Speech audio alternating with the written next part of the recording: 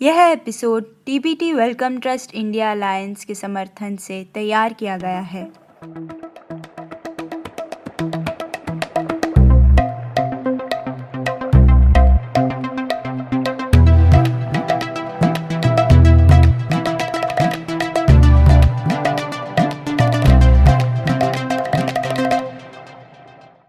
समुद्री यात्राओं का रोमांच कुछ अलग ही होता है ना? खासकर जब आप विज्ञान की मदद से समुद्र के रहस्यों को उजागर करने के लिए अथाह जल राशि के बीच मौजूद हों। जरा एचएमएस बीगल नामक जहाज की यात्राओं के बारे में सोचें, जिस पर सवार होकर प्रसिद्ध प्रकृतिवादी चार्ल्स डार्विन ने दुनिया भर में घूम घूम कर भूविज्ञान और प्राकृतिक इतिहास जैसी चीजों पर शोध किया था। या फिर रिसर्च वेसल पोलार स्टर्न की हालिया यात्रा को लीजिए, जो कोविड-19 लॉकडाउन के कारण 4 महीने के लिए अंटार्कटिक के अंधेरे में फंसा रहा। यह जहाज मध्य अंटार्कटिक महासागर के सबसे बड़े वैज्ञानिक अध्ययनों में से एक का हिस्सा था। और यदि भारत की बात करें तो जब देश में कोविड-19 की दूसरी लहर तबाही मचा रही थी, उसी दौरान भारतीय वैज्ञानिकों की एक टीम हिंद महासागर के असीमित विस्तार के बीच अनुसंधान कार्य में जुटी हुई थी। गोवा स्थित राष्ट्रीय समुद्र विज्ञान संस्थान एनआईओ के ये वैज्ञानिक इस साल मार्च में भारत में ही बने सबसे पहले समुद्री अनुसंधान पोत आरवी सिंधु साधना पर रवाना हुए थे। उन्होंने करीब 10,000 नॉटिकल माइल्स की रोमांचक समुद्री यात्रा की और लगभग 100 दिनों तक गहरे समुद्र का वैज्ञानिक अध्ययन किया।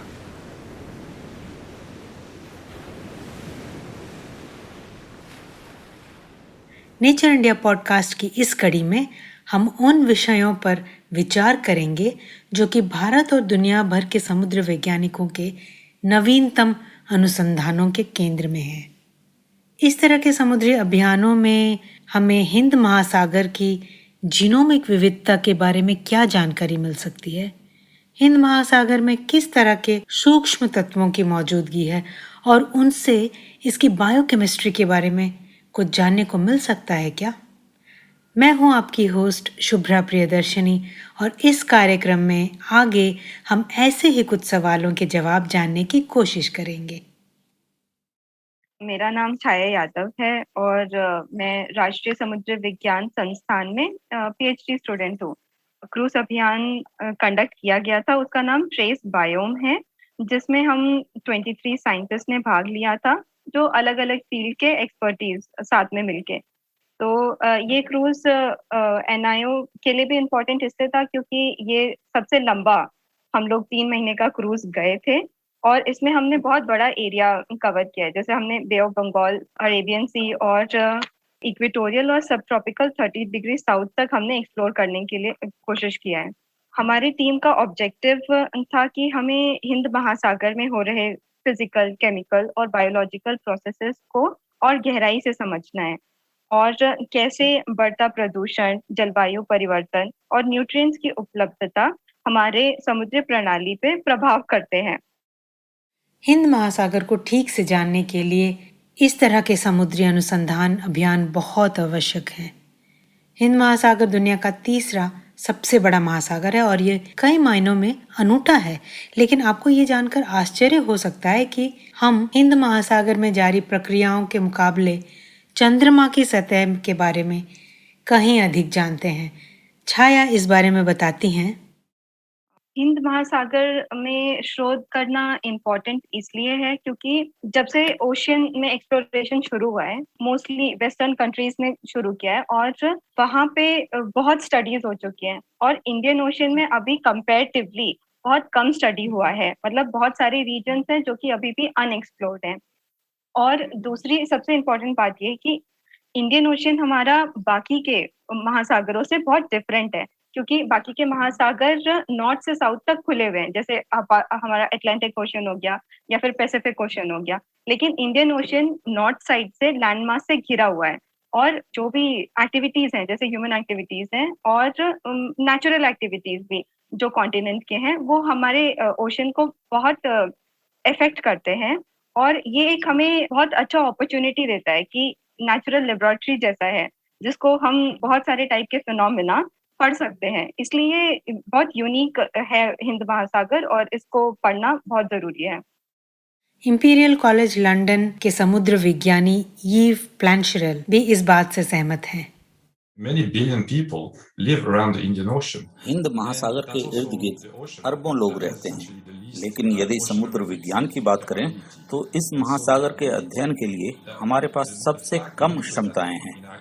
इसीलिए ये बड़ी अच्छी खबर है कि भारत एक नेतृत्वकारी भूमिका निभाते हुए इस महासागर में बड़े पैमाने पर अनुसंधान कार्यक्रम चलाने के लिए धन और संसाधनों का पर्याप्त निवेश करने जा रहा है। Program in the ocean is very good news in that regard.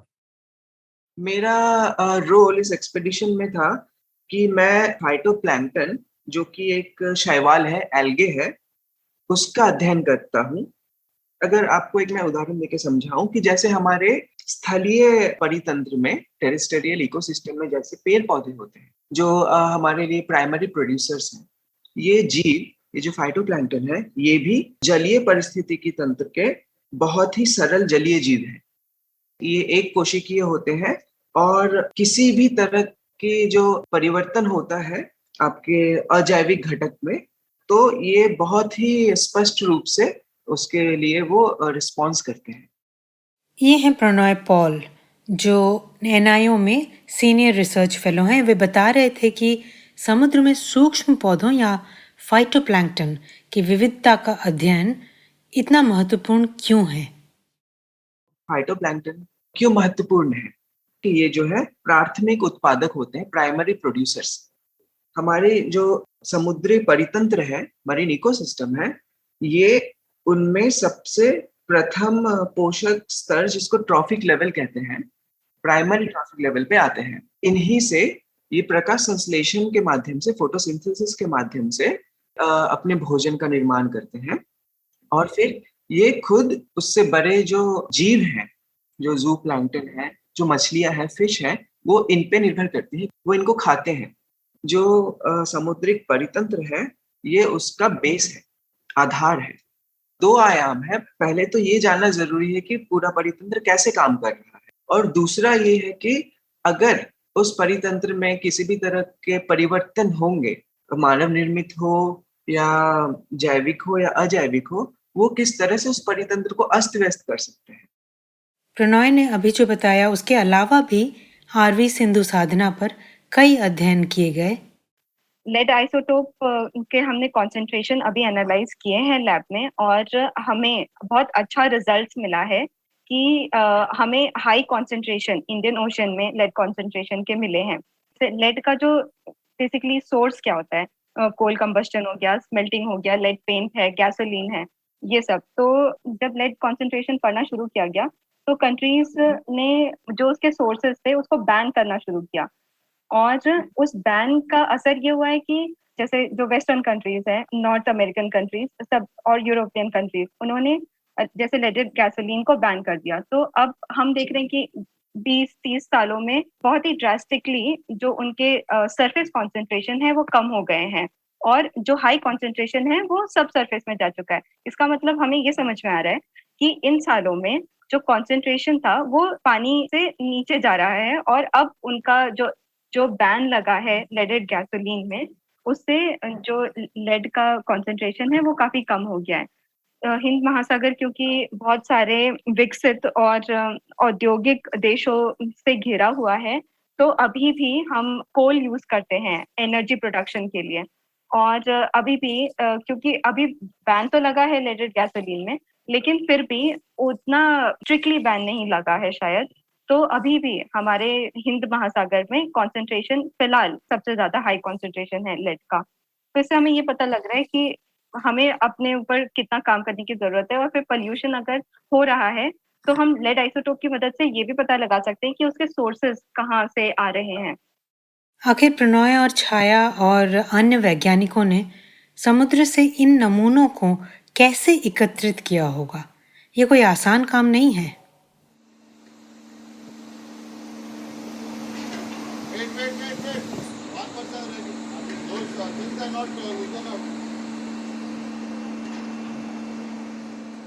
ये रोजेट सैम्पलर की आवाज़ थी। इसके बारे में हमें विस्तार से बताया कनाडा में यूनिवर्सिटी ऑफ ब्रिटिश कोलंबिया की माइटे मोल्डोनाडो ने। वो यूनिवर्सिटी के अर्थ, ओशन एंड एटमॉस्फेरिक साइंसेस विभाग में प्रोफेसर हैं और धरती पर हो रहे बदलावों के संदर्भ में महासागरों के मेटाबॉलिज्म और न्यूट्रिएंट साइकिल्स का अध्ययन करती हैं।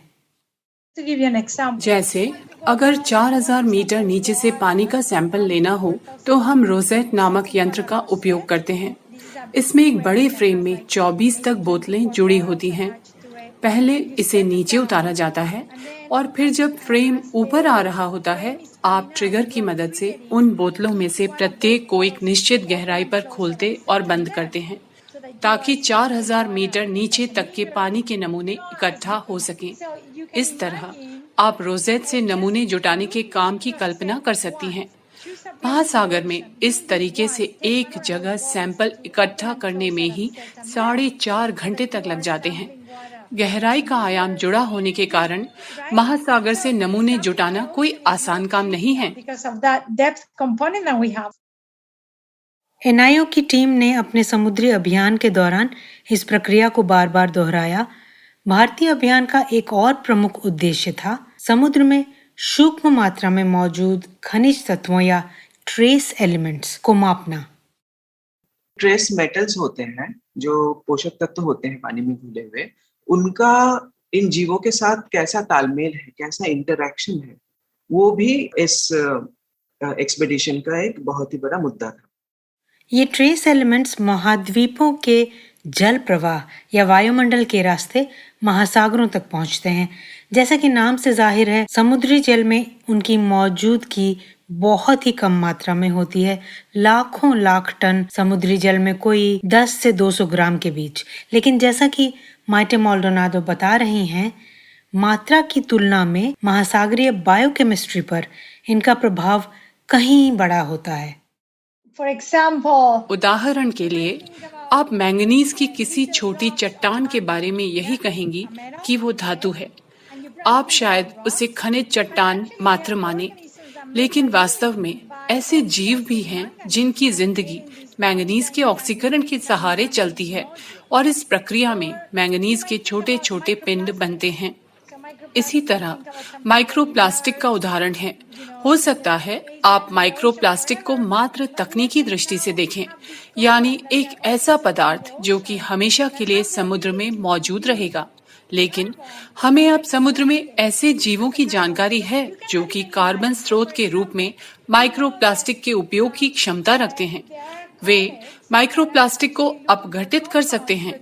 वास्तव में हमें गहरे समुद्र में ऐसे जीव भी मिले हैं जो पेट्रोलियम को अपघटित कर सकते हैं। वे चीजों का अपघटन करने में बहुत कुशल होते हैं। तो अब आप कल्पना कर सकती हैं इन जीवों की।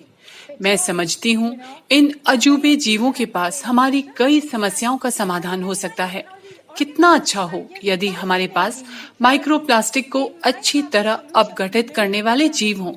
हम उन्हें गंदे जल को साफ करने वाले वेस्ट वाटर ट्रीटमेंट प्लांट में डाल देंगे और फिर माइक्रोप्लास्टिक के समुद्र तक पहुंचने की समस्या ही नहीं रहेगी। वास्तव में संभावनाएं अपार हैं।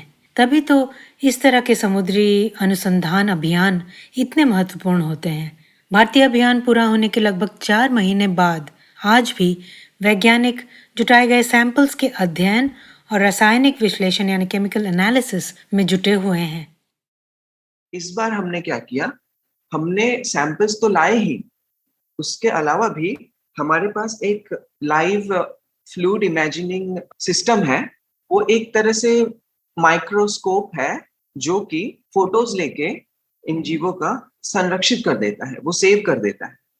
तो हमें इससे क्या बेनिफिट है कि हम जो भी सैंपल अपना कलेक्ट कर रहे हैं उसको बिना प्रिजर्व किए वो अपने वास्तविक, अपने नेचुरल अवस्था में कैसे है एनालिसिस कर लिया हमने, और बाकी के सैंपल हम अपने लैब में लेके आ गए।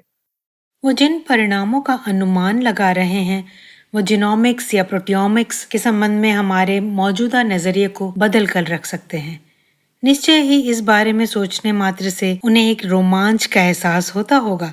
लेकिन मैं सुदूर समुद्र में इतना लंबा समय बिताने के उनके अनुभव को भी जानना चाहती थी।